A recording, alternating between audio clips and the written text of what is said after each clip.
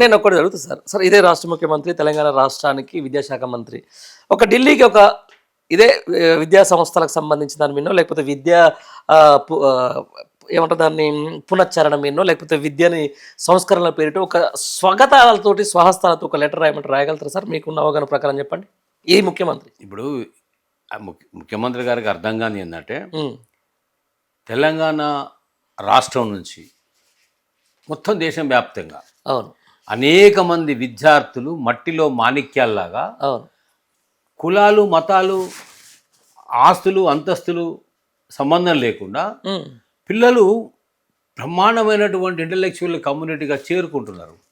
ఇవాళ అమెరికాలో 40 లక్షల మంది ఉన్నారండి. 40 లక్షల్లో 90% మంది తెలంగాణ పిల్లలే ఉన్నారు అక్కడ. ఇంజనీర్లు అయితే బ్రహ్మాండమైనటువంటి కంపెనీలలో సీఈఓలుగా మెయిన్ ఇదిగా బ్రహ్మాండమైనటువంటి ఉద్యోగాలు చేస్తూ ఉన్నారు. మరి కనబడతలేదా? నువ్వు ముఖ్యమంత్రి చెప్పిన జపాన్ తీసుకున్నా, కొరియా తీసుకున్నా, అలాంటి దేశాలు జపాన్ జర్మనీ తీసుకున్నా, స్పెయిన్ తీసుకున్నా, కెనడా తీసుకున్నా, ఆ దేశాలన్నింటిలో కూడా బ్రహ్మాండమైనటువంటి ప్రోడక్ట్గా ఎడ్యుకేషనల్ ప్రోడక్ట్గా తెలంగాణ విద్యార్థులే అక్కడ మెరిసిపోతూ ఉన్నారు కదా. 100% సార్. అవును. అరే విదేశాల్లో పోయి చదువుకొని వచ్చినా అంటేనేమో కేటీఆర్ లాంటి వ్యక్తిని ఉన్నత విద్యార్హతలు పొందిన వ్యక్తిని పట్టుకొని బాత్రూములు అడిగిందని మాట్లాడుతుంది. అంటే తెలియదేమో రేవంత్ రెడ్డికి. అమెరికాలో ఈవెన్ రేవంత్ రెడ్డి పోయిండో పోలేదో ఎవరింట్లో వండుకొని వచ్చాడో నాకు తెలియదు, కానీ ఆడికి పోతే అమెరికాలో ఎవరైనా కానివ్వండి పండర్ గారు ఎవరి పనులు వాళ్ళే చేసుకుంటారు. Dignity of labour. అంటే ఇవాళ గ్రూప్ 1లో మన దగ్గర ఎంతమంది పిల్లలు సెలెక్ట్ అయ్యిందండి? 590 మంది పిల్లలు పైచీలు సెలెక్ట్ అయ్యారు. వాళ్ళందరూ వాళ్ళలో ఇంజనీరింగ్ స్టూడెంట్స్ లేరా? మెడిసిన్ స్టూడెంట్స్ లేరా? పీజీస్ లేరా? పిహెచ్డీస్ లేరా? మరి వాళ్ళకి అప్లికేషన్ ఫామే రాయరా అంది. మరి నువ్వు కూర్చొని రాసినావు ఎగ్జామ్ గ్రూప్ 1లో? వాళ్ళు ఎట్లా ఉద్యోగాలకు వచ్చిర్రు? గ్రూప్ 2లో ఎట్లా ఉద్యోగాల్లోకి వచ్చిర్రు? ఇంత హీనంగా మాట్లాడేటువంటి ఇంజనీరింగ్ విద్యార్థుల తల్లిదండ్రులుగా ఉన్న మా ఉపాధ్యాయులు, మా అధ్యాపకులు నవ్వుతున్నారు. మరి నిజంగా అంగీకరిస్తున్నారా? అవమానపరుస్తున్నాడు ముఖ్యమంత్రి అని చెప్పేసి బాధపడుతున్నారో నాకు అర్థం కాలేదు. కానీ ఒక అమాయకంగా చిన్నపిల్లగాడు మాట్లాడుతుంటే కనుక కేరింతలు కొట్టి చప్పట్లు కొడుతున్నటువంటి ఒక వింత వాతావరణం మాత్రం నేను గమనించిన, నేను చూసిన. మిస్టర్ రేవంత్ రెడ్డి, నేను చెప్తున్నా, మిస్టర్ రేవంత్ రెడ్డి, నువ్వేం చదువుకున్నావో, ఏ బళ్ళ చదువుకున్నావో మాకు తెలియదు. నేనేమన్నావు? సర్కారు బల చదువుకొని జడ్పీటీసీ కాదు ముఖ్యమంత్రి అయినా నేను రాలేదానే, నేను కానేదానే, నేను చదువుకోలేదానే, మీరే కదా నాకు చదువు చెప్పింది సర్కారు బల్ల అన్నాడు. నీకు ఏ సార్లు చెప్పిర్రో, ఏ పంతులమ్మలు చెప్పిర్రో, కానీ అబద్ధాలు మాట్లాడడం అయితే నేర్పుండరు. ఇట్లా మాట్లాడమని చెప్పుండరు. అబద్ధాలు మాట్లాడాలని నేర్పుండరు, అవమానం చేయమని నేర్పుండరు, దుర్భాషలాడమని నేర్పుండరు, బూతు మాటలు చెప్పుండరు, రోత కూతలు చెప్పుండరు.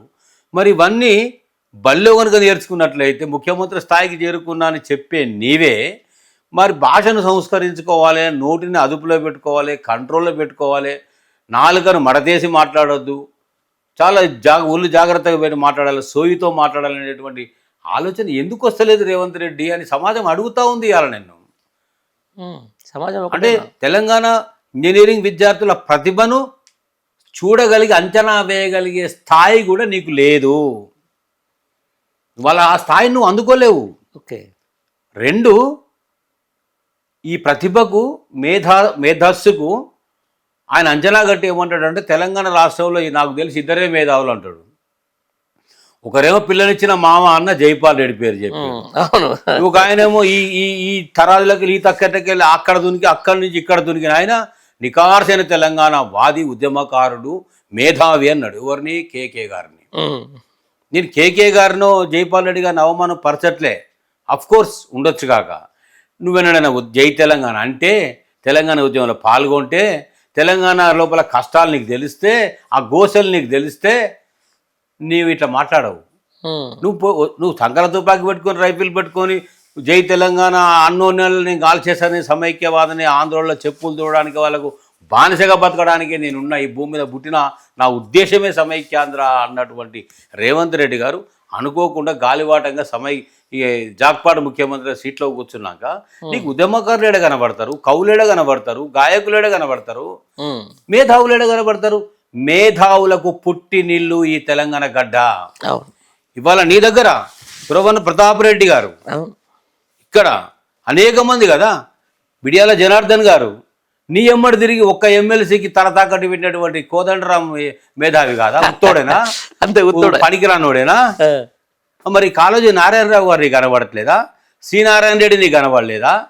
ఎంతమంది పేర్లు చెప్పాలి? మిస్టర్ రేవంత్ రెడ్డి, చదువుకో, తెలుసుకో, నేర్చుకో, అట్లా అవమానపరచకు. ఎందుకంటే చాలామంది బాధపడుతున్నారు. ఇవాళ నీ ముందర కూర్చున్నటువంటి టీచర్స్, అధ్యాపకులు కూడా ఏంది నాకు ఇట్లా మాట్లాడుతున్నాడు లోపలికి అన్నారు, కానీ బయటికంటే ఏమయ్యేదో మరి వాళ్ళ ప్రాణమైతే పోదు. అవును. రేవంత్ రెడ్డి గారు అక్కడ షూటింగ్ సైట్ ఆర్డర్స్ అయితే ఇయ్యాడు, ఉన్న ఉద్యోగం బీకేయడు. సార్ ఏం మాట్లాడుతున్నారు సార్? అనేక మంది మేధావులు ఉన్నారు. మేధావులకు పుట్టినిల్లు, కవులకు, గాయకులకు, కళాకారులకు, మేధావులకు తెలంగాణ గడ్డ పుట్టినిల్లు అని చెప్పే ప్రయత్నం ఒక్కరు చేయలేదు కదా.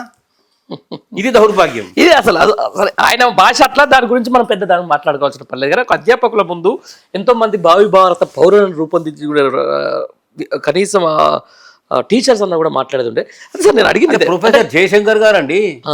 ప్రొఫెసర్ జయశంకర్ గారు తెలంగాణ సిద్ధాంతకర్త, అవును, జీవితం అంతా త్యాగం చేసిన వ్యక్తి. ఈ తెలంగాణ రావడానికి, సాధించడానికి మూల పురుషుడు కదా. అవును, అవును. నీకు జయశంకర్ గారు పేరు కూడా నీకు మేధావి. అందశ్రీ గారు, అందశ్రీ తెలంగాణ గురించి గొప్పగా చెప్తావు కదా. గద్దర్ గారు, వీళ్ళంతా తెలంగాణ కోసమే, ప్రజల కోసమే, సమాజం కోసమే బ్రతికిన వాళ్ళు, ఉన్నవాళ్ళు కదా. నువ్వు కూడా గొప్పగా మాట్లాడుతావు కదా. గద్దర్ నువ్వు గాయబ్ చేసేసినావు, అందశ్రీని ఆగం చేసినావా? అంతే. ఎవరు నీకు మేధావులు? ఇంకా 4 రోజులు పోతే 32 నెలలు ఉంది, ఇంకొక 5-6 నెలలు పోతే ఎవ్వరు లేరు మేధావులు, నేనేం మేధావుని అని చెప్పుకుంటాడేమో. చెప్తాడేమో అని భయమైంది నాకు. నిన్న తెలంగాణ ఎవరే మేధావులు? అసలనే మేధావి నేనే మేధావిని అంటాడు. మీటింగ్ల కాడ పట్టుకొని సందర్భం కాకపోయినా కాళేశ్వరం చర్చ అక్కడ అవసరమా? అవసరం లేదు. అదే కాళేశ్వరం, నేను అదే చెప్తాను. గొల్లకుర్మ విద్యార్థులకు సంబంధించి వాళ్ళ జాతిని అవమానించినట్టుగా మాట్లాడుతున్నారు కదా సార్ అంటున్నాను నేను.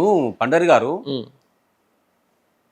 ఆయన ఒక ఇంటర్వ్యూలో నేను చూసిన, 100 ఎకరాలకు ఆసాములు మా కుటుంబము, అవును, మా ఇంటి ముందటి నుంచి పోవాలంటే మా తాత పోలీస్ పటేలు, మా అయ్య పోలీస్ పటేలు, ఇట్లా అంతా చెప్పుకుంటూ వచ్చిండు. మా ఇంటి ముందరికి వెళ్ళి జనం పోవాలంటే చెప్పులు చేతులు పట్టుకొని పోవాలి, ఒక గట్ల బతికిన కుటుంబం మాది అన్నాడు. గింత ప్యూడలు, గింత పటేల్గిరి ఉన్నటువంటి వికృత మానస్తత్వం ఉన్నటువంటి రేవంత్ రెడ్డి గారి కుటుంబం ఒకవేళ అట్లా ఉండుంటే కూడా ఈ రోజుల్లో ఈ సమాజంలో చెప్పకుండా ఉండి ఉంటే కొంత విజ్ఞత ఉందని అనుకుంటాం. కానీ డాబుగా, దర్పంగా రొమ్ము విరుచుకొని చెప్పినాడే రేవంత్ రెడ్డి గారి నైజం ఏందో ఈ జనానికి అర్థమైంది. నిన్న మీటింగ్లో గొల్లకుర్మల ముచ్చట ఎందుకు వచ్చింది? అదే అంటున్నాను. అసందర్భంగా, అప్రస్తుతంగా, ఏదో లటక్కున యాదికి వచ్చి పుట్టుకున మాట్లాడినట్టు. గొల్లకుర్మల గట ఆస్తులు ఉంటాయట, 30-40 ఎకరాలు ఉంటాయట. రా మా ఊరికి తీసుకపోతా. గుంట భూమిలో అనేక మంది గొల్ల కుర్మల్లో కూడా కాయకష్టం చేసుకొని గొర్రెలను, జీవాలను, మేకలను పెంచుకొని వాటి మీదనే జీవనాధారంగా బతుకుతున్నటువంటి వాళ్ళు నడికట్లో పైసలు జమ చేసుకొని, కట్టుకొని, రూపాయి జమ చేసుకొని, గంజి గడక దాగి రూపాయి పొదుపు చేసుకొని 1 ఎకరం 2 ఎకరాలు సంపాదించుకున్నవే తప్ప వాళ్ళ ఆస్తులు ముత్తాతలు, తాతలు 100 ఎకరాలు ఇచ్చిన వాళ్ళు గారు. నువ్వు చెప్పినట్టుగా మరి నీకు 7 కేళ్ళు వచ్చింది 100 ఎకరాలు అంటే. ఇలా గొల్ల కుర్మలకు కిలోల కొద్ది బంగారం ఉంటుందట. మరి ఎందరి ఇళ్ళలో అయినా కిలో బంగారాలు చూసిండో, ఎందరికి ఎన్ని ఎకరాలు ఉంటుందో చూసిండో. అంటే ఆ కులం గురించి మాట్లాడేది అవసరమా? వాళ్ళక్కడ జ్ఞానం లేదట, చదువు లేదట. ఎంతమంది పేర్లు చెప్పాలి? జడ్జెస్, డాక్టర్స్, ఇంజనీర్స్, మేధావులు, తెలంగాణ సమాజానికి దిక్చూసి చూడగలిగే వాళ్ళు. కన్నబోయిన రాజయ్య గారు మాట్లాడాలి ఇప్పుడు. కన్నబోయిన రాజయ్య గారు వలసపోయినా బీజేపీలోకి అడిగి పోయిండు కదా. ఇలా ఆయన ఇంటర్వ్యూ చూడాలి. ఈ ఇంటర్వ్యూ చూసి ఆయన మాట్లాడాలి. ఆయన గొల్ల కుర్మనే కదా. ఏం మాట్లాడుతున్నావు రేవంత్ రెడ్డి అని కౌంటర్ ఇస్తే, మాట్లాడితే, స్పందిస్తే గొల్ల కుర్మల ఆత్మగౌరవానికి భంగం కలగకుండా ఉంటుంది. ఇప్పటికైనా దండం పెట్టి 2 చేతులు జోడించి గొల్ల కుర్మలకు చెప్తా ఉన్నా, మీ ఆత్మగౌరవం బాగుండాలి, మంచి బతకాలి, సమాజం లోపల మీరు ఉన్నతంగా ఉండాలనే కేసీఆర్ గారు గిట్లా ఈ వల్ల మాటలు మాట్లాడలే. గొర్రెలను ఇచ్చిండు, మేకలను ఇచ్చిండు, మరలను ఇచ్చిండు. ఏ వృత్తి చేసుకునే ఆ వృత్తిని ప్రోత్సహింపజేసిండు. ఆనాడు ఏమన్నాడండి ఇదే రేవంత్ రెడ్డి? గొర్రెనిస్తాడే, బర్రెనిస్తాడే, చదువుకొని ఇస్తాడే, దొరలాగుంటాడు, చదువుకు దూరం చేస్తుర్రు అన్నాడు. మరి ఇవాళ గొల్లకుర్మలను ఇంత అవమానపరుస్తున్నా కూడా అజ్ఞానులా వాళ్ళు నిరక్షరాశిలా, జ్ఞానం లేనులా? చెవు బట్టి చెవు పిండి కూసోబెట్టి నీకు బుద్ధి చెప్పగలిగేటువంటి స్థాయిలో ఇలా గొల్ల కుర్మలు ఉన్నారు అని చెప్తున్నాను.